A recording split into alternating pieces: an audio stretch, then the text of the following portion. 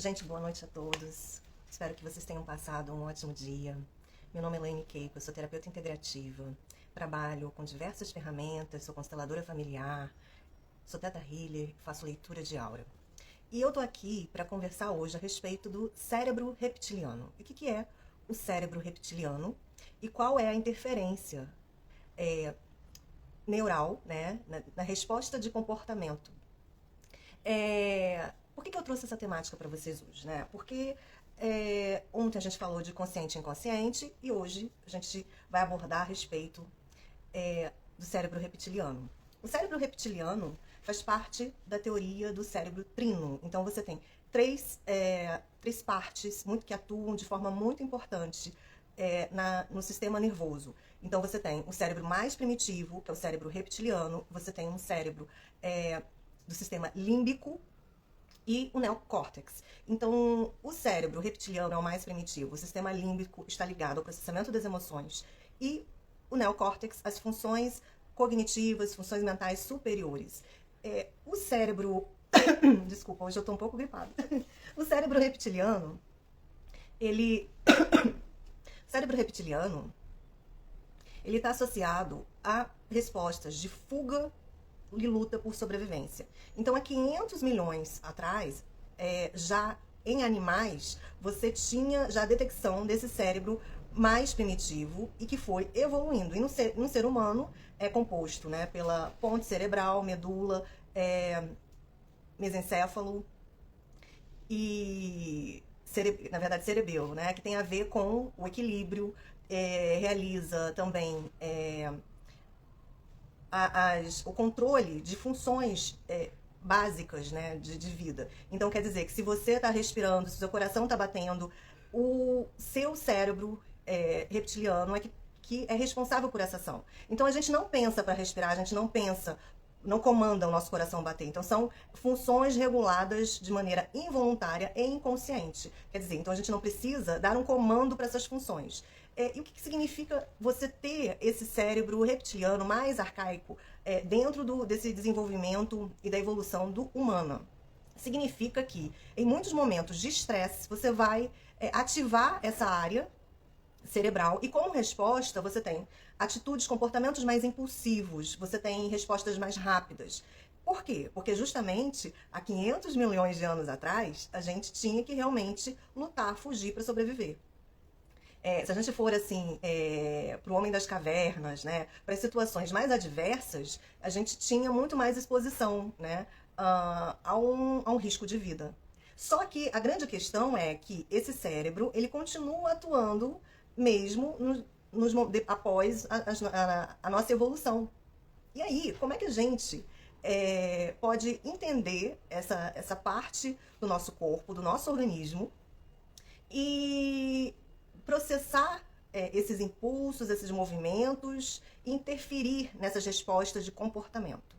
Tem como a gente interferir? Tem, né? E aí, por que eu estou trazendo essa temática, né? Porque acho muito interessante que quando a gente vai falar de terapias, das terapias integrativas, como, por exemplo, o Reiki, a própria meditação, todo mundo, às vezes, questiona muito, né? E a gente é muito observado e julgado, achando... E a maioria das pessoas acreditam que... não tem uma base científica sólida. E é por isso que eu estou aqui falando a respeito de cérebro reptiliano, para trazer uma base científica para o que a gente faz hoje e para as diversas correntes terapêuticas, né?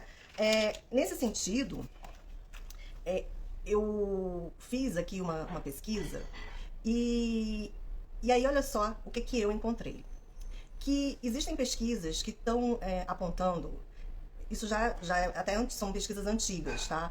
Que revelam que existe uma sincronização da frequência cardíaca e respiratória em indivíduos que estão ou em contato presencial ou mesmo à distância. Então, se você está conectado com alguém, conversando com alguém, a tendência é que haja uma sincronização da frequência cardíaca e respiratória entre essas duas pessoas. Principalmente, a gente pode observar essa sincronização em pessoas apaixonadas, né? Existem pesquisas que referem que duas pessoas, para se apaixonar e para ter uma conexão, normalmente elas iniciam essa conexão a partir da sincronização dos ritmos respiratórios e cardíacos. E qual é a importância da gente pensar no órgão do coração e na respiração?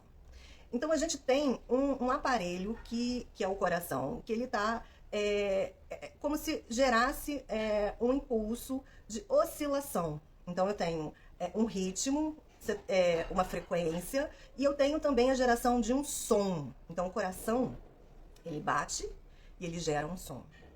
Esse som, ele também participa da formação de um campo eletromagnético. Então nosso corpo cria um campo eletromagnético.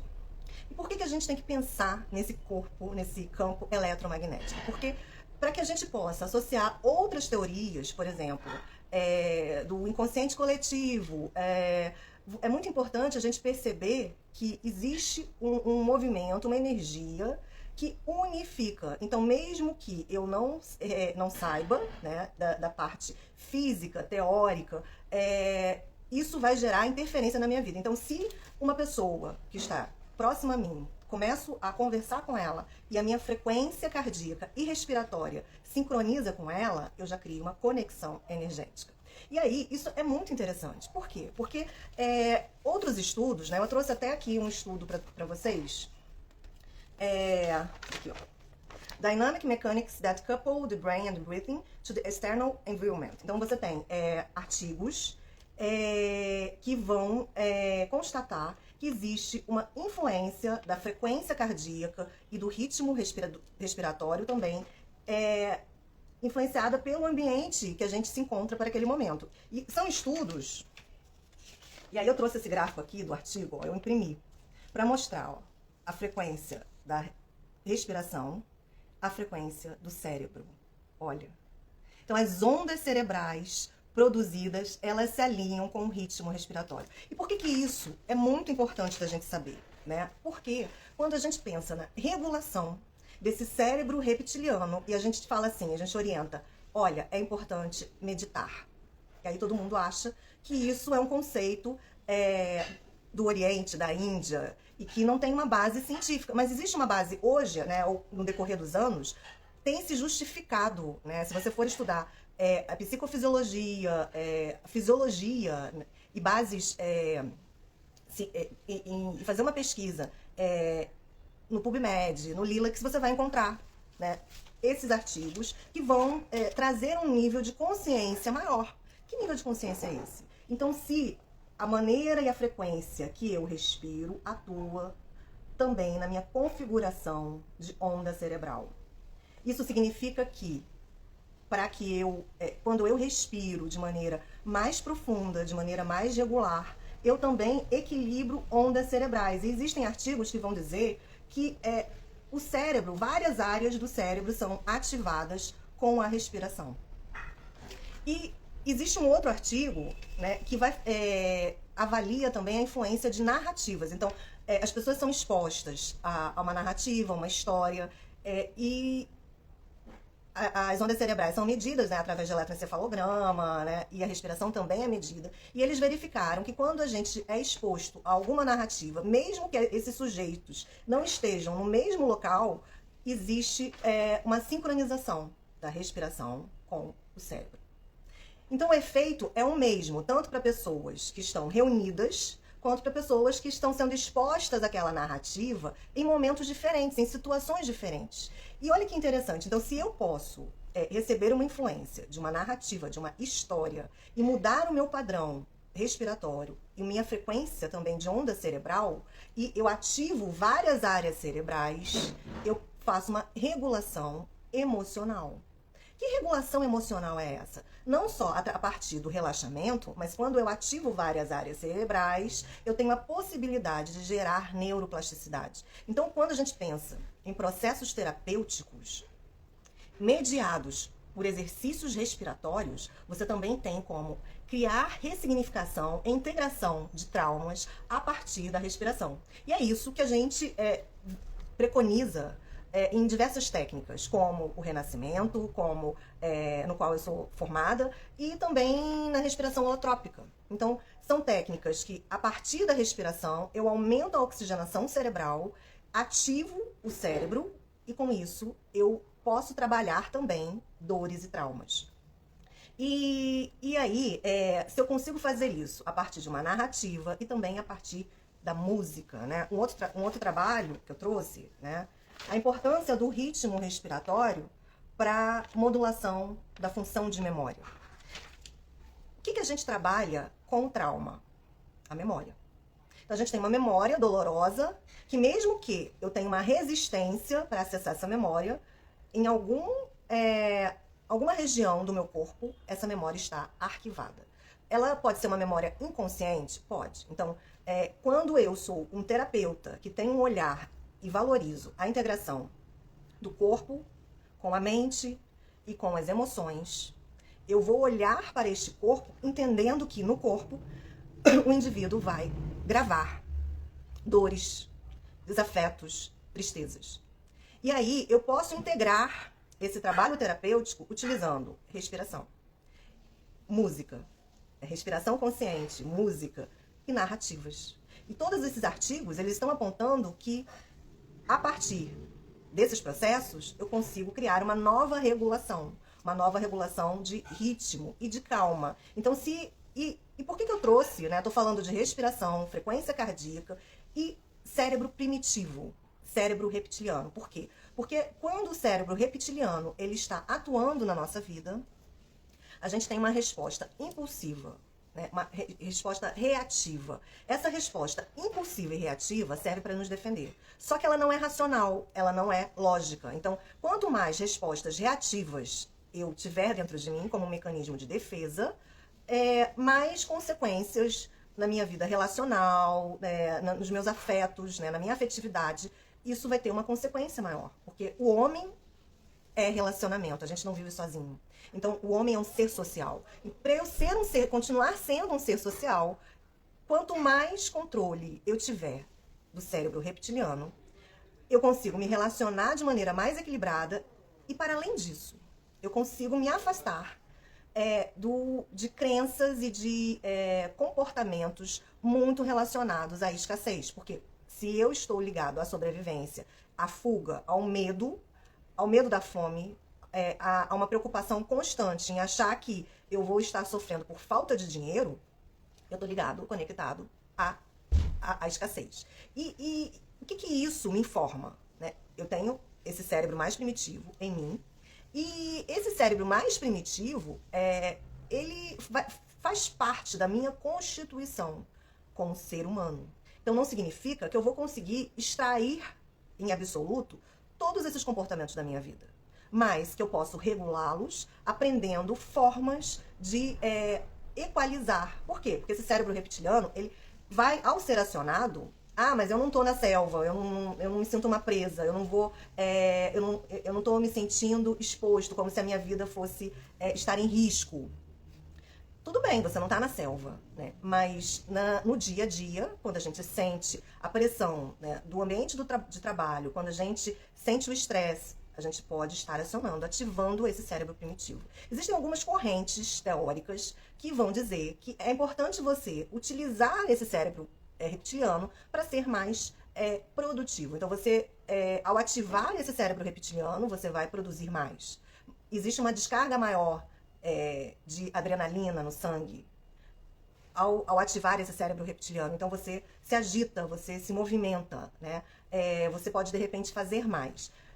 Se você está procrastinando hoje e você não sabe como sair da procrastinação e o seu cérebro reptiliano está sendo ativado para que você possa produzir, ok. Não precisa entrar em desespero. Mas é importante que a gente tenha consciência que é possível a gente transformar esses processos, né? E como que a gente pode transformar? Através de terapia? Sim. Através de exercícios respiratórios? Também, né? Então, aprender a respirar de forma consciente é uma técnica terapêutica e regulatória. E o que a gente previne também? A gente previne, porque se a gente deixa o nosso corpo e mantém o nosso corpo numa vigilância, como se ele estivesse em alerta de forma constante, e aí eu elimino na corrente sanguínea todo dia uma descarga, né, de noradrenalina, norepinefrina. Eu crio também um organismo muito mais sobrecarregado. Então, a frequência do meu coração, ela acelera, o ritmo da minha respiração também aumenta, e isso eu crio uma sobrecarga no meu organismo, no meu corpo. E isso não é favorável para que a gente mantenha uma rigidez, uma saúde. Então, para a gente equilibrar a nossa saúde, é muito importante a gente ter conhecimento de que eu preciso mudar alguns hábitos e comportamentos que não é somente a gente cuidar da saúde, como se eu vou fazer o meu exercício, vou cuidar da minha alimentação. Não, para além disso, eu também tenho que prestar atenção nos sinais que o meu corpo apresenta. Então, será que eu sou uma pessoa mais estressada? Eu sou uma pessoa que vive mais em alerta? Eu sou uma pessoa muito mais impulsiva? Como que eu reajo às adversidades, né? Eu trouxe aqui esses artigos para que a gente possa fazer uma reflexão.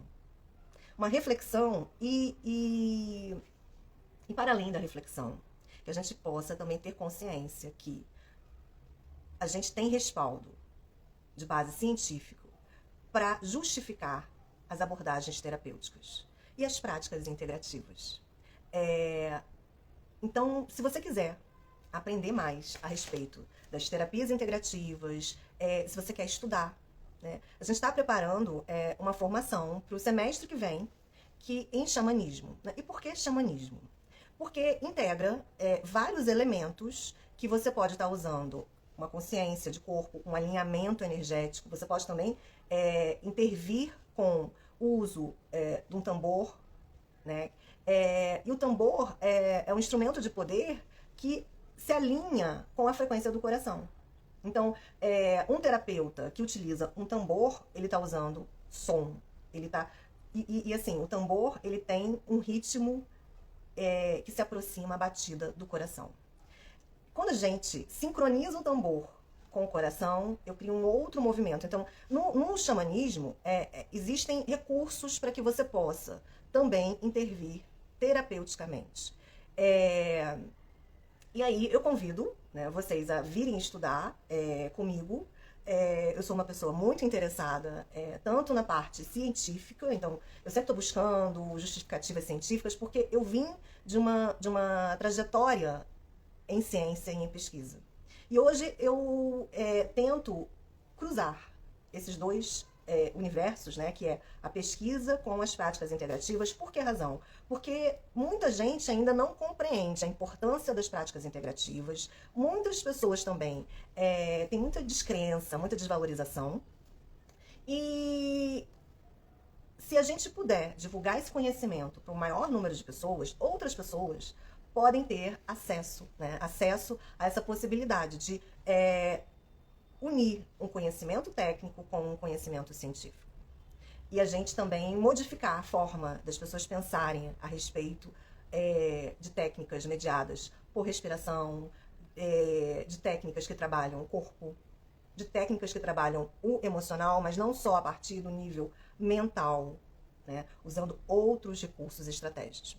E aí, em agosto, a gente faz um retiro, que é um retiro em que a gente vai utilizar o Círculo do Sagrado Feminino. Então vai ser um retiro só para mulheres.